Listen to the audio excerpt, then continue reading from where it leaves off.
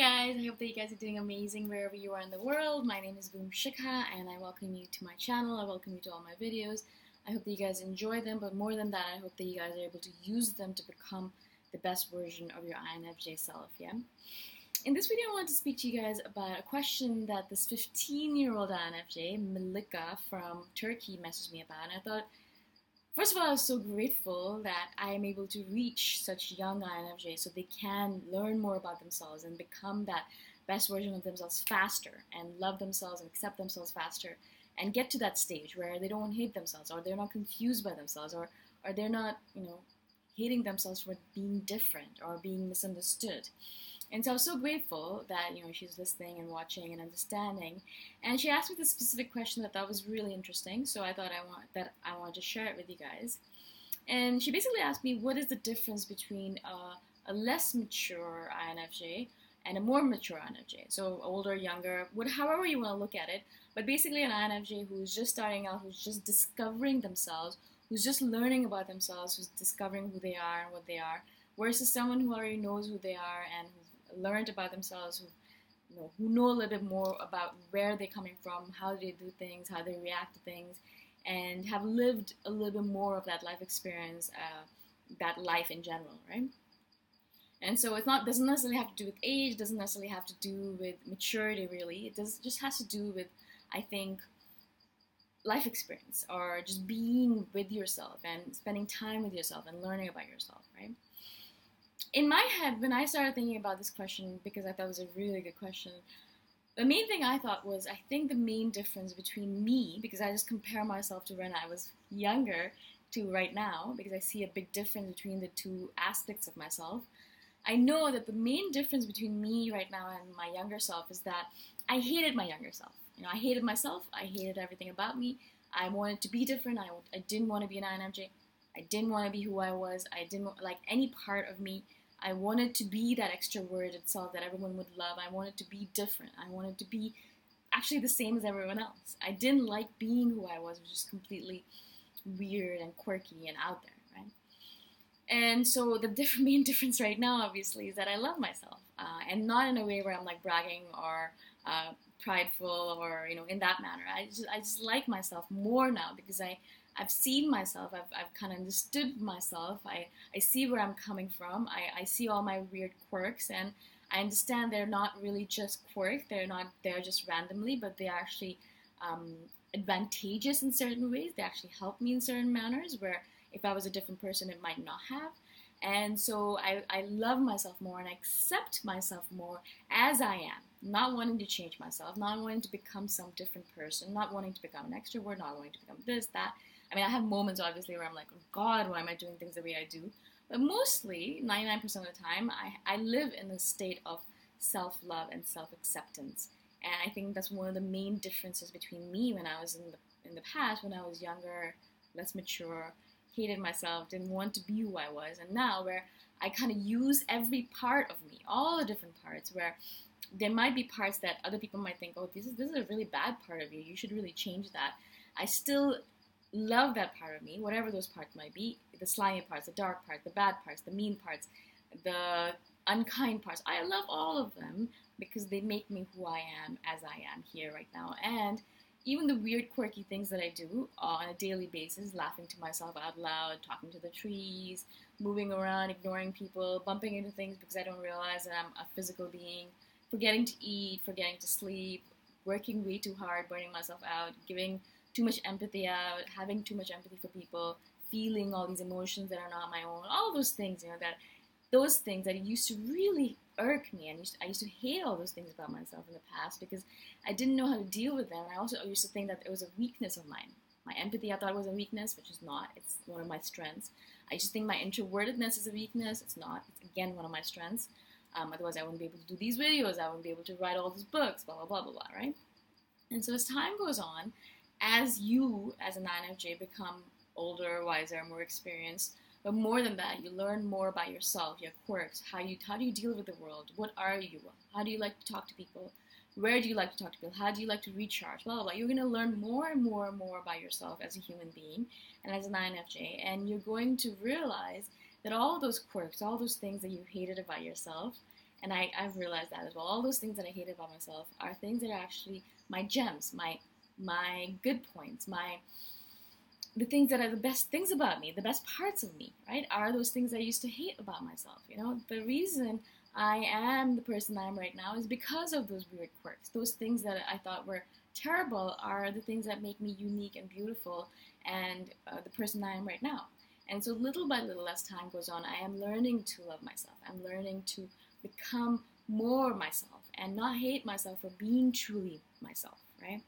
And so not hiding myself in the world, not becoming that person who changes herself to match the other people so that she kind of has friends or is accepted, or things like that. I don't do those things anymore because I realize I don't have to do that anymore. Right? Now, that's one aspect of the things that I've learned about myself. The main thing, though, I would say as you become more mature and more wiser is that you're going to not, as I said, not hide from the world, but also you're going to start displaying more of your true self in the world. Now, as I walk through the world, it can be really easy for an INFJ to hide from the world and to pretend to be something that we're not, because we are a chameleon. We can play in many different roles. We can put on a billion different masks. And so it's easy for us to play that role. But as you notice, as you get older, as you get wiser or more experienced, you're going to notice that you don't want to play that role anymore. You don't want to play those, you don't want to use those masks anymore because there's no point to it. Because I find that as soon as I start putting on a mask, I start hating myself even more. I start despising myself because I'm playing a role instead of actually being myself. And so as much as possible as I move through the world, I am myself. Weird, quirky, whatever it might be, I am being myself. And so people will laugh at me. People will make fun of me. People will think that I'm an idiot. People will think that I'm crazy. All of that stuff still happens. It hasn't changed at all. The world hasn't changed, but we change on the inside, where those barbs, those profanities, or those insults don't matter anymore. We stand there true to ourselves, shoulders back, head up, and think to ourselves, cool, if you don't like me and you don't like my true self, okay, cool, I don't have to be your friend. And more than that, you don't have to be my friend. And you don't have to hang out with each other, right? And so that it's a really, really great way, in my opinion, to call people out, to get that fluff out of your life, those people who are not going to want to be around your true self. And you can get those people. The people in my life right now are the ones that understand me and know my quirkiness, know my weirdness, and actually accept me for it. And like being around me when I'm being weird and myself, right? And so that is the kind of thing that's going to happen in your life as time goes on. You accept yourself more, and the more you accept yourself, and the more you love yourself, the more people around you are going to love and accept you. The funny thing is that, for me, the main shift happened when I noticed that my parents were accepting me for who I was. And for the longest time, parents really just want us to be happy. And they knew that if I kept on going on my path of being weird and quirky, then I would have a hard time making friends, I would have a hard time getting a job, I would have a hard time in university, all that stuff. So they'd always be telling me, try to be like your friends. Try to be like that. Don't be so different. Don't be so weird. Blah blah blah. Right? They were doing it out of a good heart. I totally get it.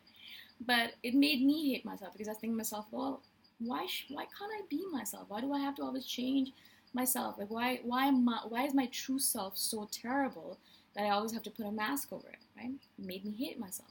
Now I understand. A completely different thing is that instead of hiding myself, when I show myself the world, that is when I really realized who are the people who I really want to hang out with.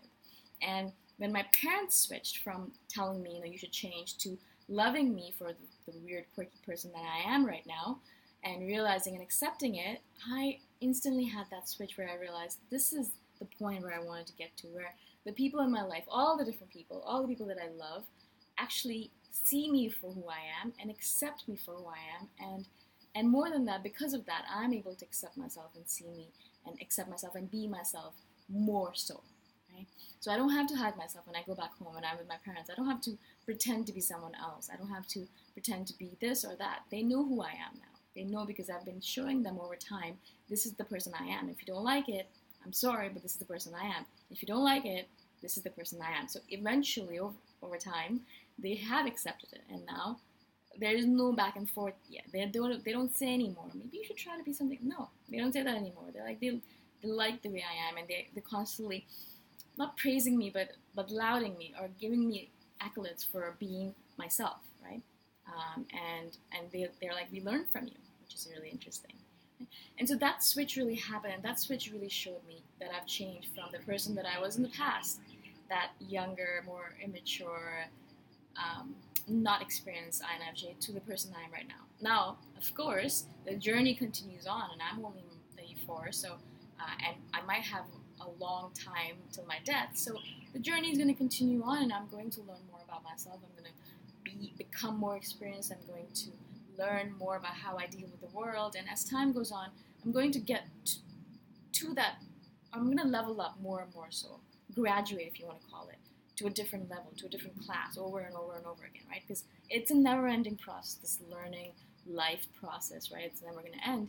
You're never going to be able to say, okay, cool, I'm done, yay, I can just end my life right now because I'm done with all the learning, I'm done with all the stuff. No, right? And so you're always going to be keeping on learning, and I'm excited to see what happens when I am in my 40s or when I'm in my 50s or 60s and looking back upon my life and thinking to myself, wow, I was so dumb, and now I'm a little bit more wiser, right? And I'm sure this process is going to keep on happening, because now I look back in my 20s, I think to myself, wow, I was so stupid, I had no idea what I was doing. And I have a little bit more of an idea what I'm doing now, but I'm sure I'll have the same process happening to me over and over again. So again, I hope this makes sense to you guys. If Malika is listening, thank you again for the question. I really appreciate, especially hearing from younger INFJs like you. So please message me anytime if you guys have questions. You can get all my contact information in the description below. If you guys have any comments or any feedback, let me know. And I shall see you guys in the next video. Bye for now.